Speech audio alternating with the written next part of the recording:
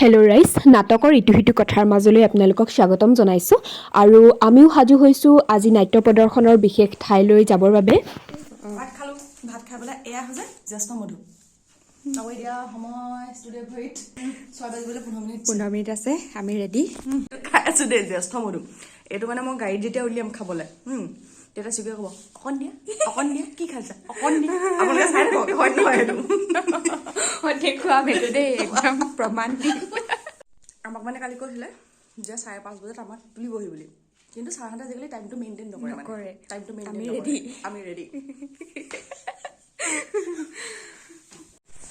ওলাইছে এতিয়া। কুঁৱলীটো আজি খালি অকণমান কম আৰু এইফালে আমাৰ বা ঠাণ্ডা। আহিবা নাই? পেনৰ ৰচি মাৰিছে দিলা। এয়া আমি পাই গ'লোহি লাহতি চাৰিআলি আৰু এয়া ৰাতিপুৱাৰ দেৰগাঁৱৰ দৃশ্য আৰু আমি গৈ আছোঁ দুলীয়াজান ক্লাব অডিটৰিয়ামত অনুষ্ঠিত হৈ থকা পথাৰ ৰাষ্ট্ৰীয় নাট্য সমাৰোহলৈ আৰু তাতেই আমাৰ সপোন ছাৰৰ সুখ দুখ আৰু অন্যান্য কথা নামৰ নাটকখন আজি প্ৰদৰ্শন কৰা হ'ব আৰু তাৰ সময়মতেই ছাৰসকলো আহি পাই গ'ল আৰু আমি বিচাৰি আছিলোঁ যে কুঁৱলীটো ৰাতিপুৱা নাথাকক আৰু সঁচাকৈ আমি বিচৰাৰ ধৰণে আজি কুঁৱলীটো খুবেই কম। ৰাতিপুৱা যিহেতু গাড়ী লৈ গ'লে কুঁৱলী থাকিলে কিছু চিন্তা হয় আৰু হোৱা দেখিছেই নহয়, ৰাতিপুৱা সোনকালেই পূব আকাশত ৰাঙলী বেলিয়ে লুকা ভাকু খেলিলেই নহয়। এতিয়া আমি গাড়ী এক্সচেঞ্জ কৰিছোঁ, ইয়ালৈ আমি যাম আৰু তাত ছাৰহঁত যাব।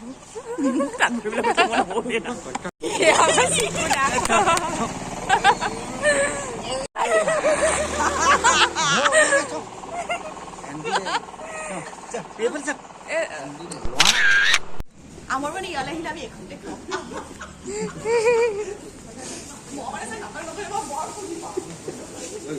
এই বাটেৰে নাটক কৰিবলৈ গ'লে আমি গৌৰীসাগৰৰ বিনায়ক হোটেলত নামি চাহকাপ খাওঁ। আজিও তাৰ ব্যতিক্ৰম নহয়, আমি আটাইবোৰ নামিলোঁ আৰু যিহেতু ৰাতিপুৱা সোনকালে আহিছিলোঁ গতিকে চাহকাপ বৰ দৰকাৰী হৈ আছিল আৰু দেখিছেই নহয় আমাৰ গ্ৰুপৰ আজি সকলোবোৰ হাঁহি মাতি কিমান ফূৰ্তিৰে আছে। গতিকে আমি কথা বতৰা পাতি ফ্ৰেছ হওঁ মানে আমাৰ চাহো আহি গ'ল। চাহ খাই আকৌ যাত্ৰা আৰম্ভ কৰিলোঁ। ভইচ অভাৰ দি দিম আকৌ আমি। আজি দৰ্শক সভা যে অনুভৱ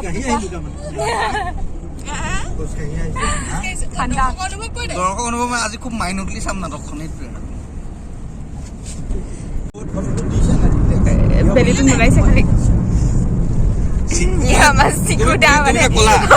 টাইমটো যে লাগিব, দেৰি হৈছে। একচুৱেলি মইতো আহি গ'লো, মই 2 কাপ চাহ খালো তাত দোকানত বহি পেলাই দেই। চিকুৱে দেৰি কৰিছে। চিকুৱে কেলে দেৰি কৰিছে? ৰাস্তাত বাঘ ওলাই বুলি দেৰি কৰিছে। মই যদি আপুনি বাঘ ওলাই আপোনাক মাৰে তেতিয়া আপোনাৰ ফটোখন লৈ যাম, ফটোখনে কাম আছে। এনেকৈ হাঁহি মাতি আহি আমি টেঙাখাত পালোঁহি আৰু যিহেতু সময় কিছু হৈছিলে গতিকে আমাৰ অলপমান ভোকো লাগিছিলে আৰু ৰেষ্টুৰেণ্ট এখন আছিলে বৰ ধুনীয়া, তাতে আমি সোমাই ৰুটি চব্জি অৰ্ডাৰ কৰিলোঁ আৰু তেওঁলোকে বিৰাট ধুনীয়াকৈ ছাৰ্ভ কৰিছিলে। আমাৰ যিহেতু ভোকো লাগি আছিলে আৰু খাই বিৰাটেই ভাল পালোঁ আমি। খাই বৈ উঠি যিহেতু ৰেষ্টুৰেণ্টখনৰ পৰিৱেশটো বৰ ধুনীয়া আছিলে, আমি তাতে কিছুমান ফটো উঠি ল'লোঁ। আমাৰ নাটকৰ বাবে গ্ৰুপ ফটোও দৰকাৰ হৈ আছিল আৰু লগতে আমিও তাৰ চান্সতেই ফটো কেইখনমান উঠি ল'লোঁ।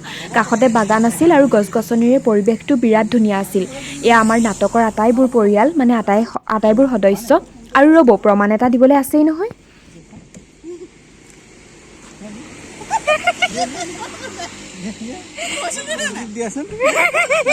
কেলে লাগে চিকুদা?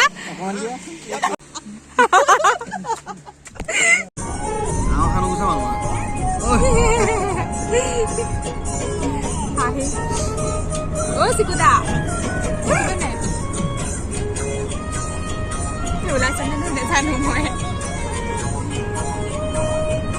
আৰু এনেকৈ হাঁহি মাতি আহি অৱশেষত আমি পালোঁহি দুলীয়াজান টাউনশ্বিপ।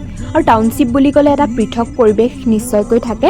ইয়াতো ঠিক তেনেকুৱাই খুব ধুনীয়া এটা পৰিৱেশৰ মাজেৰে আমি দুলীয়াজান ক্লাব অডিটৰিয়ামত সোমালোঁ আৰু ভিডিঅ'টো দেখি নিশ্চয় গম পাইছেই যে পৰিৱেশটো সঁচাকৈ কিমান বেছি ধুনীয়া। আৰু আজি আমাৰ লগতে আৰু 2খন নাটক আছে, গতিকে সেইসকল ব্যক্তিও হয়তো আহি পাইছেহি। অডিটৰিয়াম আহি পাই গম পাইছোঁ যে তেওঁলোকে ইতিমধ্যে ৰিহাৰ্চেল আৰম্ভ কৰি দিলে। সেয়ে আমি গ্ৰীণ ৰুমলৈ গৈ আমাৰ যাৱতীয় সা সামগ্ৰীখিনি ঠিক ঠাক কৰাত লাগিলোঁ, কাৰণ ইয়াত যথেষ্ট সময় লাগে এইখিনি ঠিক ঠাক কৰোঁতে। এইবাৰ এইবাৰ ছাৰে কিছু পৃথককৈ আমাৰ নাটকৰ প্ৰপাৰ্টিখিনি অনাৰ চেষ্টা কৰিছিলে আৰু চাওকচোন আমি আচলতে এই কামবোৰ কৰি ভাল নাপালেও নাটকত কিন্তু আমি খুব কৰোঁ এই কামবোৰ বিৰাট ভাল লাগে লগে ভাগে কৰি আৰু এয়া আছিলে আমাৰ নাটকৰ সা সৰঞ্জামবোৰ যিহেতু আমাৰ দূৰলৈ নাটক কৰিবলৈ আহিলে ডাঙৰ বস্তুবোৰ আনিবলৈ কিছু দিগদাৰ হয় সেইটো কাৰণে এইবাৰ ছাৰে কিছু পৃথককৈ বস্তুবোৰ অনাৰ ব্যৱস্থা কৰিছিলে আৰু এয়া চাওক সকলোৱে হাতে কামে লাগি কাম কৰি আছে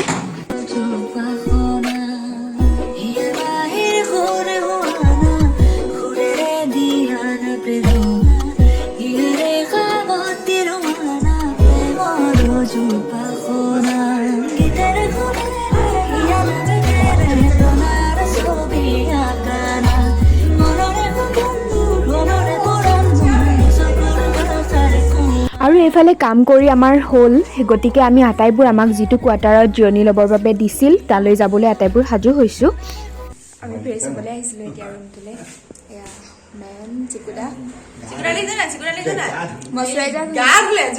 ঠাণ্ডা দিনত আজিহে গা ধুইছে আনকালে গা ধোৱা নাই চেঁচা পানী তাৰপিছত মইশ্চাৰাইজাৰ সানিছে এতিয়া দেখিছে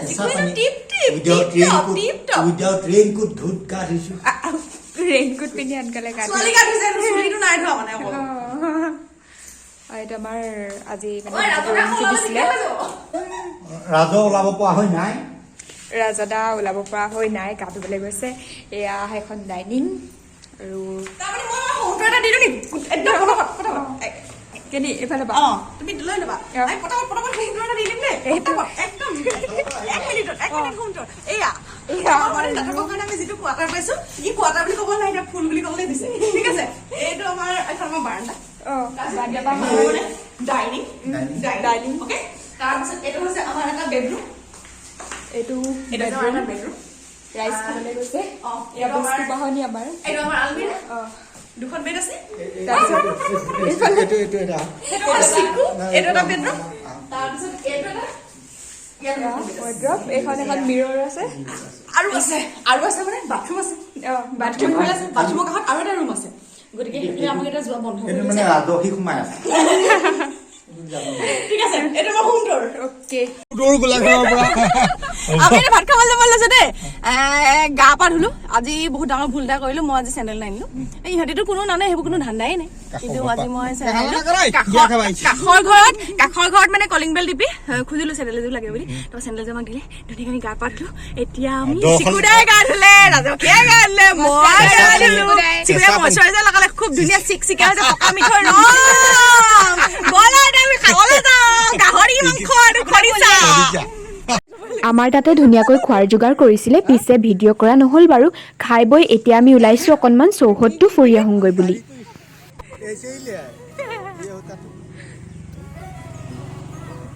আজি আমাৰ দুলীয়াজানত যিখন নাটক মানে মঞ্চস্থ কৰা হ'ব তাৰ বিশেষত্বটো আমাৰ চিকুদাই কৈ দিব দেই যিকেইখন মুষ্টিমেয় অসমীয়া নাটকে অসমীয়া নাটকক ৰাষ্ট্ৰীয় প্ৰেক্ষাপটত জিলিকাই তুলিছে তাৰ ভিতৰত অন্যতম হৈছে সুখ দুখ আৰু অন্যান্য কথা সপোনজ্যোতি ঠাকুৰৰ নাটক এই নাটকখনত আকাশবাণীত অভিনয় কৰিছিল যশস্বী অভিনেতা তপন দাস আৰু ডাক্তৰ শান্তনা বৰদলৈ আৰু এই নাটকখন শংকৰদেৱ কলাক্ষেত্ৰৰ প্ৰযোজনাত অভিনয় কৰিছিল মঞ্চত অভিনয় কৰিছিল প্ৰাঞ্জল শইকীয়া আৰু পূৰ্ণিমা পাঠক শইকীয়া তাৰপিছত ডিব্ৰুগড় দূৰদৰ্শনত অভিনয় কৰিছিল পবিত্ৰ শইকীয়া আৰু দৰ্শনা দেৱী আৰু এইবাৰ আমাৰ দেৰগাঁও নাট্য চৰ্চা কেন্দ্ৰৰ প্ৰযোজনাত দুলীয়াজান ক্লাবত পথাৰ ৰাষ্ট্ৰীয় নাট্য মহোৎসৱত নাটকখন মঞ্চস্থ হ'ব আৰু নাটকখনত অভিনয় কৰিছে পবিত্ৰ শইকীয়া আৰু গায়ত্ৰী দেৱী নাটকখনৰ মূল চৰিত্ৰ দুটাই আৰু দুটা লগত সৰু চৰিত্ৰ আছে আৰু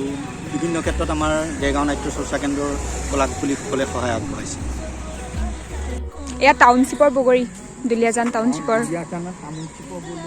তামোলশ্বিপৰ আমি যাওঁ দুলীয়াজান টাউনশ্বিপৰ বগৰী কি কৈছে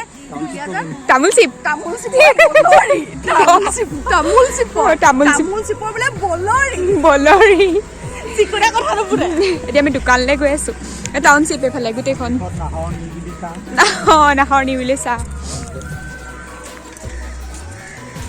টাউনশ্বিপত তাৰমানে দোকান এখন বিচাৰি বিচাৰি ৰাজদা এতিয়া আমি দোকানখন পালোহি এনেকৈ উভতি আহি আমি নাটকৰ বাবে সাজু হ'লোঁ আৰু নাটক শেষ নোহোৱালৈকে ভিডিঅ'ৰ কোনো ক্লিপ লোৱা নহ'ল ব'লক এতিয়া নাটকৰ শেষৰ মুহূৰ্ত চাওঁ এয়া নাটকৰ শেষত মঞ্চৰ পৰা নমাৰ পাছত যেতিয়া ছাৰক শুভেচ্ছা দিবৰ বাবে বিভিন্ন ব্যক্তি আহে আৰু বাইদেউ এগৰাকীও আহিছিল, তেখেতে আমাৰ বাবে মিঠাই আৰু নৱবৰ্ষৰ শুভেচ্ছা দিবলৈ কেলেণ্ডাৰো লৈ আহিছিল। তাৰ পাছতে খাই বৈ আমি ঘৰলৈ উভতি আহিছোঁ আৰু বস্তু পাতি সামৰোঁতে আমাৰ যথেষ্ট সময় লাগিলে, ৰাতিও যথেষ্ট হৈ গ'ল আৰু এয়া হৈছে উভতি অহাৰ সময়।